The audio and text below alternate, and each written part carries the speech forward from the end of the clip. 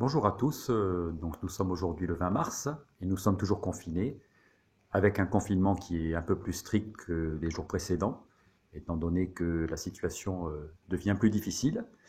Et je voulais aujourd'hui discuter d'un sujet un peu plus léger qui concerne les gens qui, comme moi, ont eu un intérêt pour une activité particulière qui s'appelle la roue électrique, la gyroroue, que je vais vous présenter. C'est un engin qui circule avec un moteur électrique et la question du jour, c'est est-ce que nous pouvons utiliser ce type de moyen de transport pour nos loisirs comme étant du sport ou est-ce que ça ne peut être utilisé que pour le travail?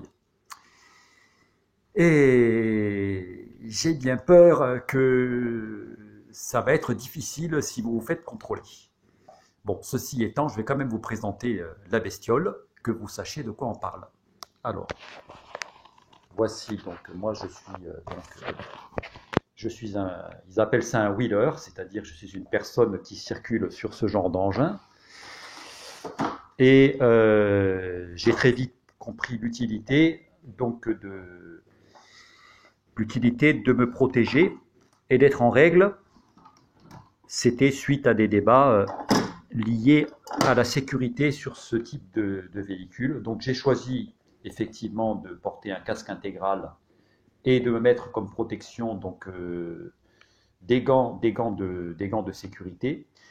Mais voilà, pour tous ceux qui sont intéressés par ce sujet, la gyroroue c'est génial, certes, mais je ne vois pas aujourd'hui, dans les conditions actuelles, comment est-ce qu'on pourrait effectivement justifier notre présence sur ce type de moyen de loisir, au même titre que déjà il est interdit de faire du vélo. Je ne vois pas comment est-ce qu'on pourrait faire pour justifier notre présence sur cet engin, je me répète. Donc, amis Wheelers de l'Hérault et de France et de Navarre confinés, je ne saurais que vivement vous conseiller d'être prudent pour plusieurs raisons. C'est que d'abord, certes, vous avez très peu de chances de vous faire contrôler, étant donné que l'État ne va pas mettre derrière chaque, chaque citoyen un agent de police, ce serait trop compliqué. Le but du confinement qui se justifie, évidemment, c'est de faire en sorte de respecter une distance sociale et que les gens ne s'échangent pas ce virus jusqu'à nouvel ordre, le temps qu'on voit un peu les choses évoluer.